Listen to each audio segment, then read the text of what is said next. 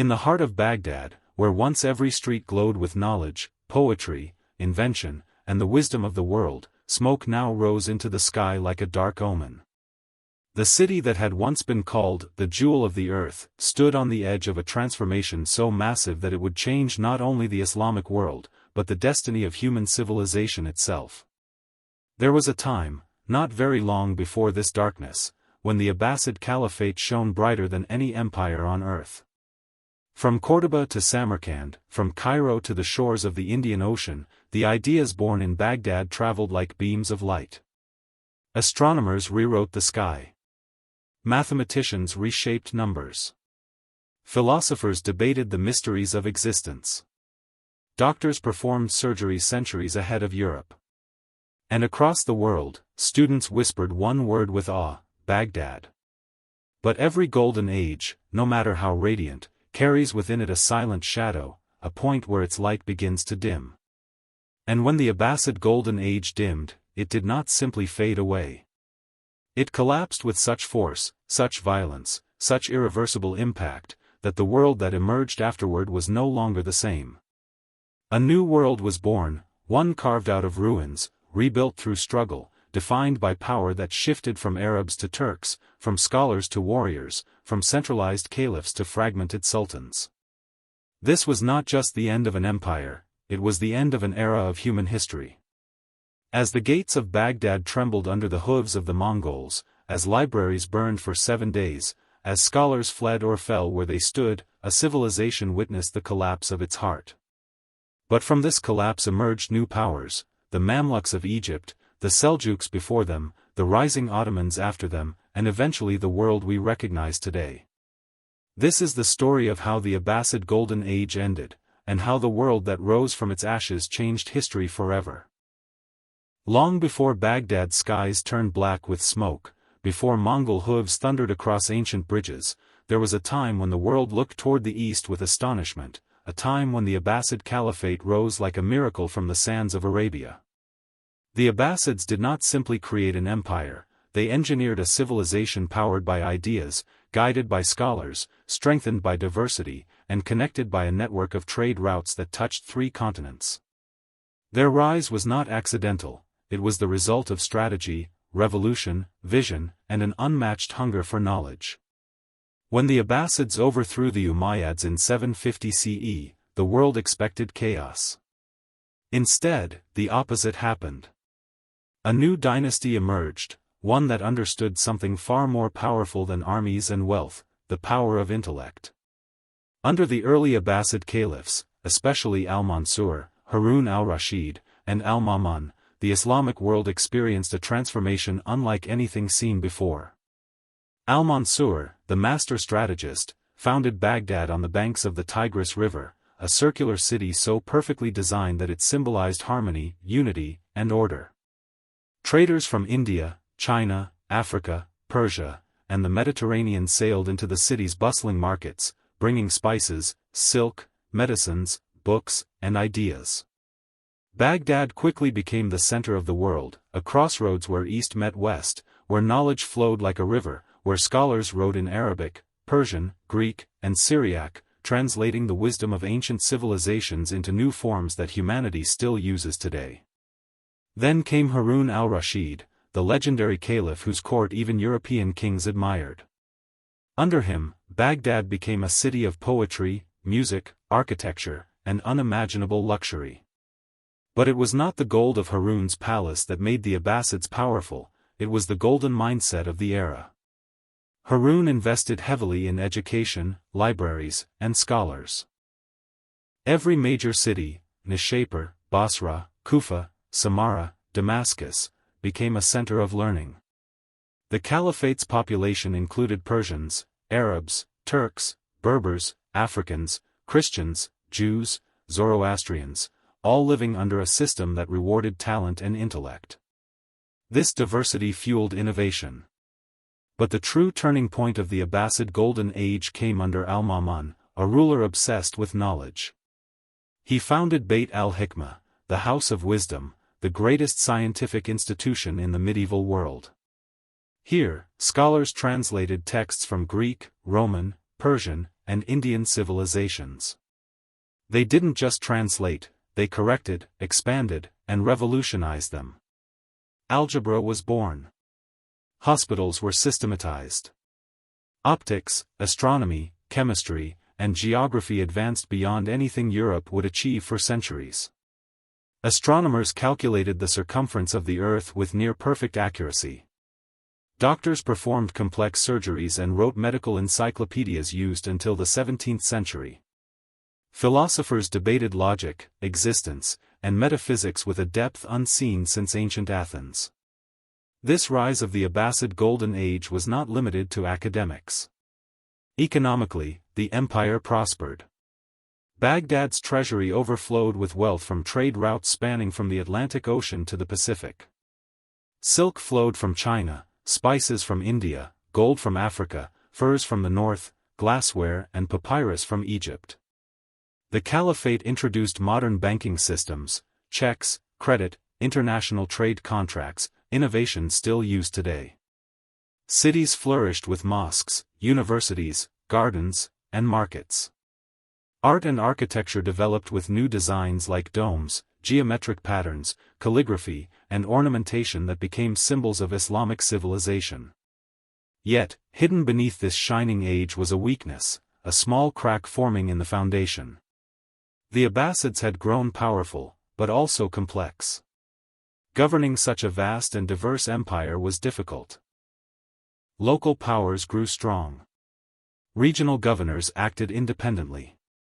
Foreign soldiers, especially Turkish and Central Asian slaves, entered the Abbasid military. They were skilled, loyal, and powerful, but one day they would become kingmakers, and the caliphs would become prisoners in their own palaces. But in this moment, during the rise, the Abbasid Caliphate was unstoppable. It was not just an empire of land, it was an empire of the mind. And the world admired it. Europe looked toward Baghdad with envy and awe. China respected its learning. India exchanged knowledge freely with it. Africa traded wealth with it. The Abbasids stood at the center of global civilization. This was the height of their rise, a moment when humanity reached new levels of scientific, cultural, and philosophical achievement. A moment when the world felt brighter. A moment when Baghdad stood as the city of light. But every golden age, no matter how brilliant, has a limit. Every empire, no matter how vast, faces a turning point. And the Abbasids, despite their glory, were heading toward an age of division, weakness, and threats they never imagined. The Golden Age was blooming beautifully, but the shadows had begun to gather. As Baghdad stood at the height of its brilliance, few noticed the subtle tremors forming beneath the surface, tremors that would one day split the empire apart. Golden ages do not collapse overnight, they erode slowly, quietly, invisibly. And for the Abbasids, the first cracks appeared not on the battlefield, but within the palace walls. The empire had grown vast, too vast, stretching across lands with different cultures, languages, and ambitions. Governing such a world required unity, but unity was the very thing beginning to crumble. The death of Harun al-Rashid marked the moment when internal struggles began to overshadow intellectual prosperity. Harun had divided the empire between his two sons, Al-Amin and Al-Ma'mun, believing it would bring balance. Instead, it triggered a brutal civil war known as the Fourth Fitna, a war that shattered the political stability of the Abbasids. Baghdad, once the center of wisdom, witnessed siege, starvation, and destruction as brother fought brother for the throne. Scholars watched in horror as libraries closed, trade routes slowed, and cities crumbled. For the first time, the people of the Caliphate saw that even the mighty Abbasids were not immune to chaos.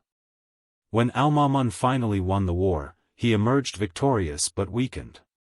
The civil war had drained the empire's resources and morale. More importantly, it had opened the door for powerful new groups to rise, groups who would shape the fate of the empire for centuries to come. The most influential among them were the Turkic slave soldiers, known as Ghilman or Mamluks. Originally brought to protect the caliph, they slowly became the real power in Baghdad. Their loyalty was tied not to the empire or the people, but to their own commanders and ambitions. The caliph, once the supreme authority, found himself increasingly dependent on foreign troops whose swords determined political decisions. Meanwhile, far from the palace, local governors saw the decline of central authority as an opportunity. The Abbasid Empire had grown too large to be controlled from one city, and provinces began drifting away like islands breaking off from a continent.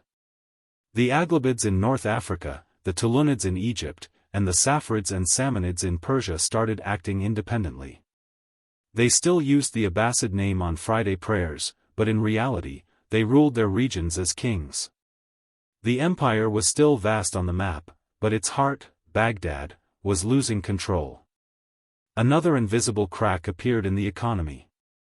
The same vast trade network that once made the Abbasids wealthy now became difficult to manage. Pirates disrupted sea routes, tribal rebellions blocked caravans, agricultural lands declined due to neglect. Baghdad remained beautiful, but its treasury slowly emptied. Luxurious palaces were built while infrastructure crumbled. The caliphs enjoyed poetry and debates, unaware that the empire's financial foundation was weakening beneath their feet. Even within the House of Wisdom, ideological tensions grew. Scholars disagreed on philosophy, theology, and reason. The Mina, an inquisition initiated by Al-Ma'mun, attempted to enforce a particular theological belief across the empire, but instead it created resentment, division, and rebellion among scholars and religious leaders. Knowledge, once the glue that held society together, became a source of conflict. Yet the problem was not merely political or economic, it was psychological. The Abbasids began losing the hunger that had built their golden age. Early caliphs fought, strategized, and innovated. Later caliphs lived in luxury, trusting generals, governors, and advisors who often had their own agendas. The empire was no longer driven by vision, it was drifting on the power of its reputation. These cracks were small at first, barely noticeable in a world still dazzled by Baghdad's brilliance. The markets were still full, scholars still wrote books, astronomers still measured the stars. To the average person, life continued. But beneath this surface, the foundations were shaking. And as history has shown again and again, once an empire begins to weaken from within, the outside world begins to watch, and wait. Enemies at the borders sensed opportunity. Rival powers sharpened their swords. Nomadic tribes listened to rumors of a rich but declining empire. A storm was forming on the horizon, one that the Abbasids, distracted by their inner struggles, failed to see. The first cracks in the Golden Age had emerged. And soon, they would widen into fractures that even Baghdad's brilliance could not hide. As the Abbasid Empire struggled to hold itself together, distant powers that once trembled before Baghdad began to rise with newfound ambition. The cracks inside the empire gave birth to opportunities outside it, and soon the political map of the Islamic world shifted dramatically. The caliphate that had once been the center of everything now found itself surrounded by rivals who would redefine the future of the Muslim world. The story of the Abbasid decline cannot be understood without the rise of three major forces: the Fatimids in the west, the Buyids in Persia, and the Seljuks in Central Asia. Each of them emerged from a different corner of the world, but all three shared one truth: the Abbasids were no longer invincible. Far to the west, in North Africa and Egypt, a new dynasty rose with a bold claim: the Fatimid Caliphate. Unlike the Abbasids, who followed Sunni Islam, the Fatimids were staunch Shi'a Muslims, and their rise was not just political but ideological. They claimed descent from Fatima, the daughter of the Prophet Muhammad, giving them a religious legitimacy that rivaled the Abbasids. When they conquered Egypt and built the magnificent city of Cairo in 969 CE, they established a rival capital that soon became as intellectually vibrant as Baghdad had been in its prime. The Fatimids challenged the Abbasids not only with armies, but with scholarship, trade, propaganda, and missionary networks. Across Africa, the Middle East, and even parts of Arabia, people began to question, who was the true leader of the Muslim world? The unity the Abbasids once commanded was slowly dissolving. While the Fatimids rose in the west, another force emerged far closer, the Buyids of Persia. The Buyids were not Arabs, nor were they traditional military rulers. They were Persian warlords who saw opportunity in the Abbasid weakness. In 945 CE, they entered Baghdad not as invaders, but as political protectors. But in reality, they seized power. For the first time in history, the Abbasid caliph became a figurehead, a ceremonial authority with no real power. The caliph still wore the crown, but the Buyids controlled the empire. They commanded the armies, collected taxes, appointed governors, and made decisions. The caliph's role was reduced to performing religious duties and giving symbolic approval. This marked a turning point. The Abbasids were caliphs in name, but no longer rulers in truth. Yet the most dramatic shift came from the east, where a nomadic Turkic tribe known as the Seljuks began carving out a powerful kingdom. They were warriors, fierce, disciplined, and hungry for conquest. Their move into Persia and Afghanistan reshaped the region. When they defeated the Buyids and entered Baghdad in 1055, they claimed they were liberating the Abbasid caliph from Buyid control. But in reality, they replaced one master with another.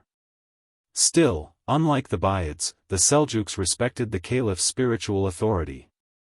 They saw themselves as sultans, protectors of the caliph, while holding real political power. Under Seljuk rule, the caliphate briefly regained strength. Order was restored. Trade revived. Baghdad felt alive again.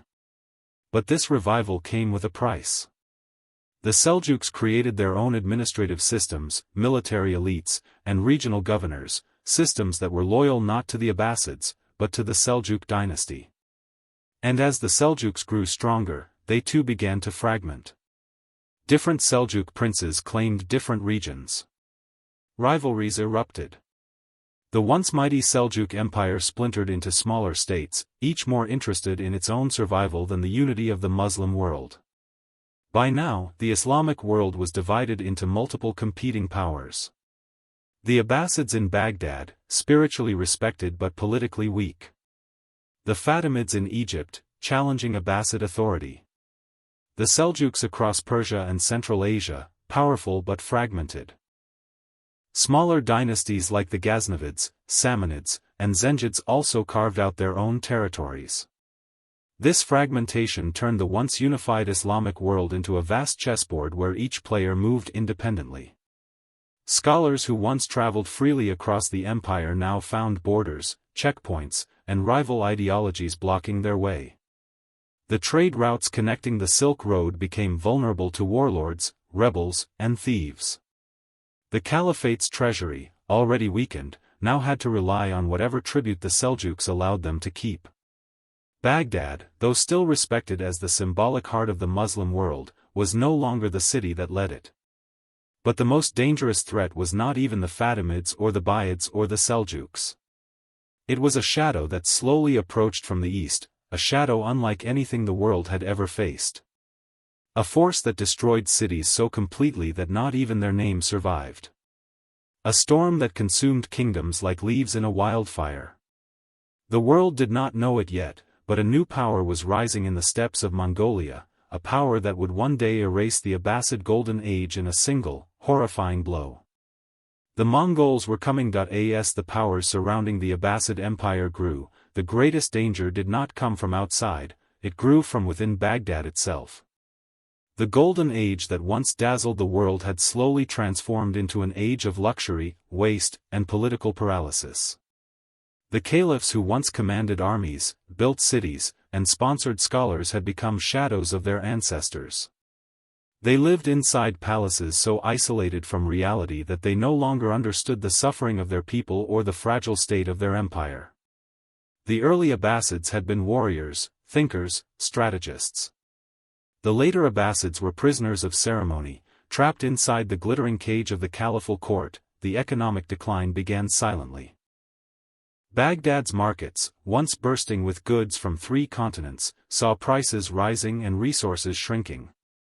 The mighty Silk Road was no longer safe, rival dynasties fought over key trade routes, bandits grew bold, and merchants began avoiding Abbasid lands altogether. The Tigris River, which had fed Baghdad's prosperity, suffered from mismanagement and neglected irrigation. Farmlands dried, harvests fell, food shortages spread, and tax revenues collapsed.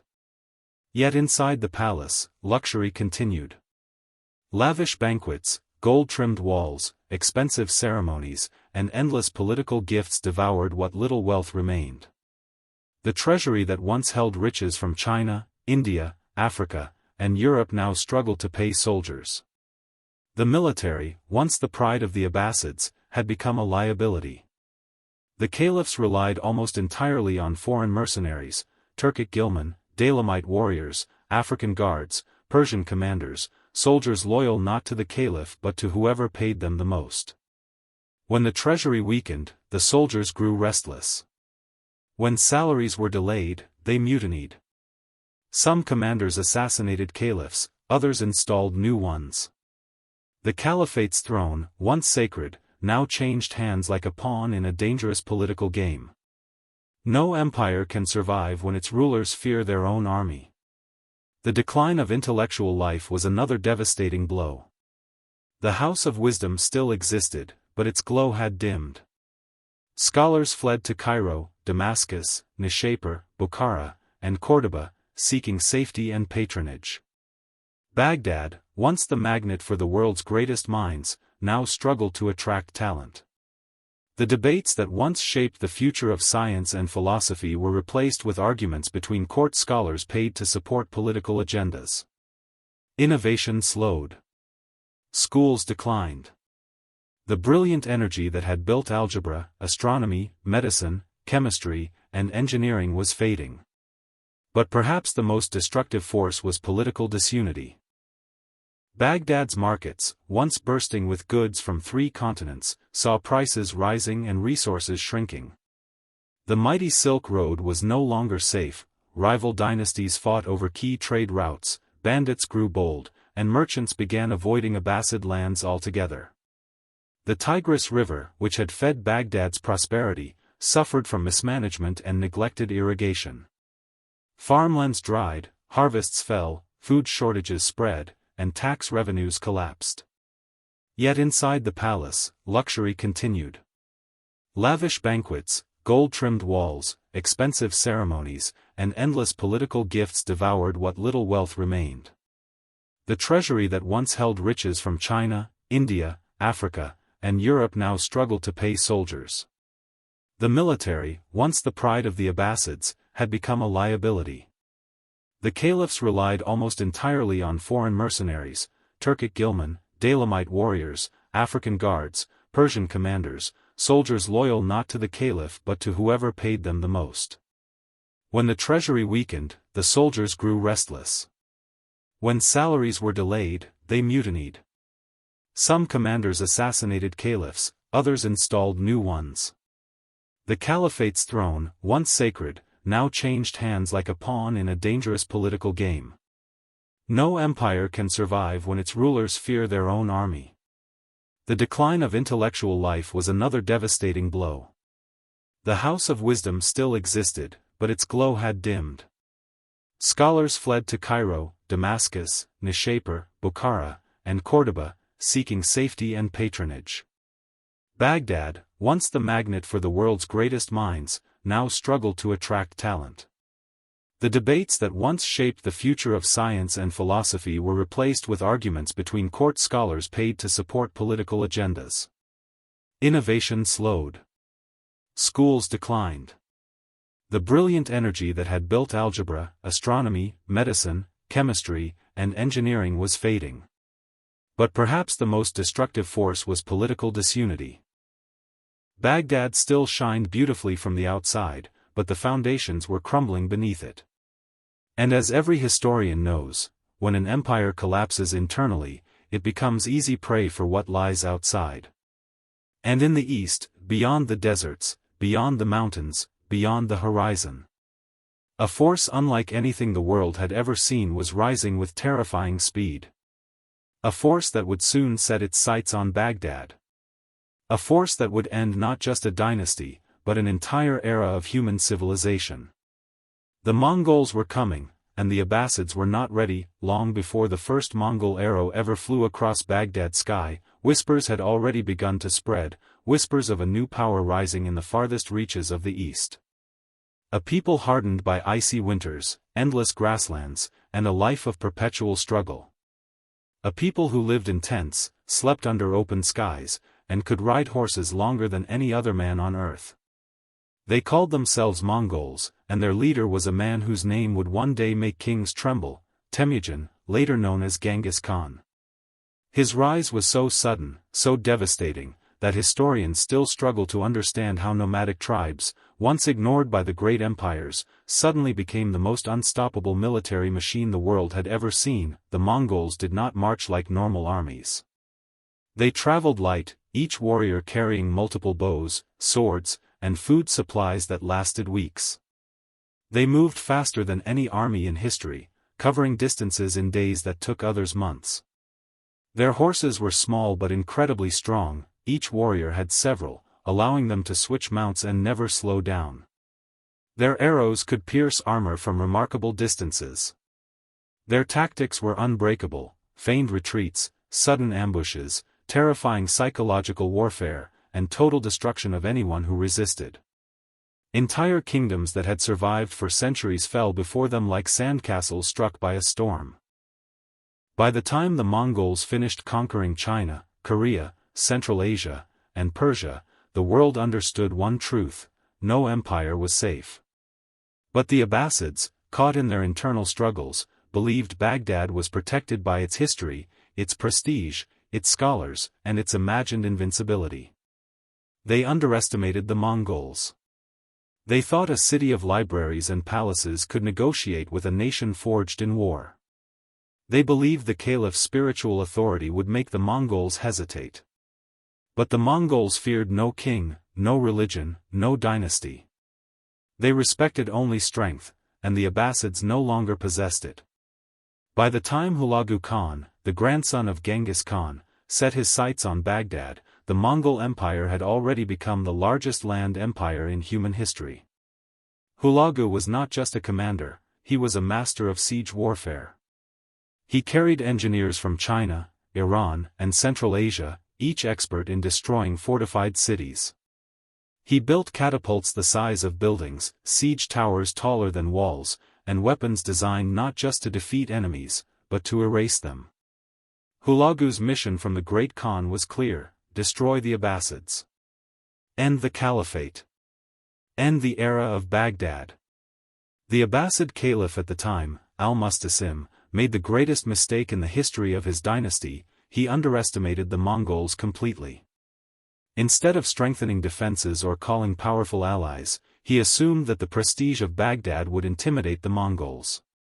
He believed that the city's walls, though old and weakened, would protect them. He believed his viziers, generals, and local governors would rally to defend the capital. But none of that happened. Baghdad's army was tiny compared to the Mongols. Its leadership was divided. Its citizens were unprepared. Its provinces were independent or loyal to other powers. So when the Mongol army, over 100,000 strong, arrived at the gates of Baghdad in January 1258, the city was practically defenseless. The Mongols surrounded Baghdad completely, cutting off escape, water routes, and supplies. Their engineers began constructing massive siege engines. Stones weighing hundreds of kilograms were hurled at the city walls day and night. Arrows darkened the sky. Fires spread. Buildings collapsed. Panic swept through the streets. Inside Baghdad, people screamed and prayed, unable to comprehend the scale of the destruction approaching them. The Abbasids had ruled for 500 years, but in these moments, their entire legacy seemed to hang by a thread. The siege lasted just 13 days. 13 days were enough to end a golden age centuries in the making. 13 days were enough to destroy the greatest city of the medieval world. 13 days were enough to erase the brilliance of a civilization that had once illuminated humanity. On the final day, the gates were breached. The Mongol army poured into Baghdad like a flood of steel. The destruction that followed was beyond imagination. Libraries that held millions of books were burned and thrown into the Tigris River, turning its waters black with ink. Scholars, poets, philosophers, and scientists were slaughtered without mercy. Hospitals, observatories, schools, museums, places that symbolized centuries of progress, were reduced to ash. Baghdad's population, once nearly 1 million, was nearly wiped out. It was one of the darkest moments in human history. The Abbasid Caliphate had survived revolts, civil wars, economic decline, and political fragmentation. But it could not withstand the Mongol storm. The empire collapsed not because the Mongols were invincible, but because the Abbasids were already broken from within. The Mongol invasion was the blow that ended the Golden Age, but the true cause of collapse lay in centuries of weakness that came before it. The old world had ended. And a new world was about to rise from the ashes. Baghdad, the heart of the Abbasid world, the shining jewel of knowledge, trade, and architecture, was now standing on the edge of a storm it could not escape. For centuries, it had been the symbol of Islamic brilliance, a city where scholars debated under candlelight and traders from every corner of the world brought treasures. But by the mid-13th century, while the people still believed Baghdad was untouchable, the political reality was far darker. The Abbasid caliphs had lost real military power, relying more on symbolic authority than strong armies. The once unified empire had already fractured into independent states, each pursuing its own survival. And then, like a tidal wave, the Mongol Empire, led by the ruthless Hulagu Khan, began its thunderous march toward Baghdad. Hulagu demanded the surrender of the city, but the Abbasid caliph, Al-Musta'sim, believing in the city's legendary reputation, refused. This refusal sealed Baghdad's fate. In 1258, Mongol forces encircled the city, building massive siege engines and cutting off supplies, while panic gripped the population inside. After only a few weeks, Baghdad's defenses collapsed. What followed was one of the darkest moments in human history. Libraries were burned, scholars killed, and the Tigris River turned black with the ink of millions of destroyed books. The House of Wisdom, the greatest center of knowledge ever built, was wiped out in days. Streets filled with smoke, screams, and destruction as the Mongols carried out a brutal massacre. When the fires finally died, the Abbasid Caliphate was no more. A civilization that had once led the world in science, medicine, mathematics, and literature came crashing down in a single catastrophic event. The fall of Baghdad did not just end an empire, it ended an era. When Baghdad fell in 1258, the world did not just lose a city, it lost the beating heart of an era that had defined science, culture, and global leadership. But history never stops. When one world collapses, another begins to rise. After the Abbasids were wiped out, the Islamic world entered a new, uncertain age. The Mongols, despite their destruction, slowly converted to Islam in many regions, blending their traditions with the lands they conquered. Meanwhile, new powers began emerging from the shadows. In Egypt, the Mamluks rose like a steel wall against Mongol expansion, defeating them at the famous Battle of Ain Jalut in 1260, a moment many historians see as the spark that reignited hope in the Muslim world. At the same time, far to the west, new dynasties such as the Marinids in Morocco and later the Ottomans in Anatolia began carving their own paths, learning from the failures and strengths of the Abbasids. These rising states understood a crucial lesson: knowledge, military strength, and unity must go hand in hand. Trade routes shifted, new political alliances formed, and the Islamic world slowly reorganized itself into different regional powers rather than one unified empire. The intellectual tradition of the Abbasids, though deeply wounded, survived through scholars who fled Baghdad and carried fragments of its knowledge to Cairo, Damascus, and later to Europe, where it helped spark the Renaissance. So, though the Abbasid Golden Age had ended in flames, its legacy continued to shape the world in ways no one could imagine. From the ashes of Baghdad, a new era began, one that would eventually give rise to the Ottomans, Safavids, and Moguls, who would dominate the next chapters of history. Even though the Abbasid Empire collapsed in 1258, its fingerprints remain all over our modern world. The Abbasids may have vanished as a political power, but the knowledge they preserved, created, and spread laid the foundation of the sciences, philosophies, and technologies we rely on today. From mathematics to medicine, astronomy to architecture, the Abbasid Golden Age rewired human civilization. When Baghdad scholars translated Greek, Persian, Indian, and Roman works into Arabic, they didn't just save ancient knowledge, they expanded it, corrected it, and pushed it forward. Algebra, invented and systemized by Al-Khwarizmi, is still taught in every school. Ibn Sina's canon of medicine shaped European and Islamic medical practice for centuries. Al-Biruni's calculations of the Earth's circumference were so precise that even modern scientists admire them. And the House of Wisdom introduced a model of research, debate, and inclusive scholarship that would later inspire European universities. Even after Baghdad was destroyed, this knowledge traveled, through refugees, traders, and preserved manuscripts, to Damascus, Cairo, Cordoba, and ultimately to Europe, where it fueled the Renaissance. The Abbasids also changed culture forever. Coffee houses, paper manufacturing, libraries, city planning, postal systems, and modern banking all have roots in the innovations of the Abbasid era. Their translators shaped language, preserving works that would have been lost forever without them.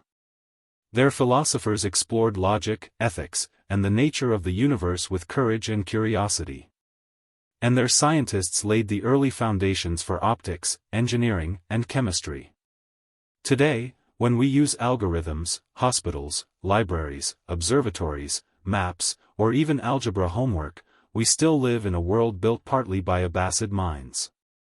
Their political empire ended, but their intellectual empire spread across the planet, and that legacy remains unshakable. The Abbasid Golden Age didn't just change Islam, it changed humanity. The story of the Abbasid Empire is both tragic and inspiring, a tale of brilliance, ambition, and the fragility of human achievement. From the founding of Baghdad as the jewel of the world, through centuries of intellectual, cultural, and scientific triumphs, the Abbasids created a civilization that dazzled the world. But no empire, no matter how powerful or enlightened, can survive forever without unity, strong leadership, and adaptability. Political corruption, economic decline, fragmented authority, and external invasions gradually weakened the Abbasids, leaving them vulnerable to the unstoppable force of the Mongols. The fall of Baghdad in 1258 did not just mark the end of an empire, it marked the end of an era of unparalleled scholarship, trade, and civilization in the Islamic world. Yet, from the ashes of destruction, new powers and new ideas emerged. Mamluks, Ottomans, and other regional dynasties learned from both the triumphs and mistakes of the Abbasids, shaping a new world. The legacy of the Abbasid Golden Age, however, survived far beyond politics and war. Knowledge, innovation, philosophy, and cultural achievement spread across continents, influencing generations and helping build the modern world. In the end, the Abbasid story teaches us that even in collapse, human creativity, resilience, and intellect endure. Though the caliphs fell, their ideas lived on, proving that empires may die, but the impact of knowledge and culture lasts forever. This is the lesson of Baghdad, a city destroyed, a civilization transformed, and a world forever changed.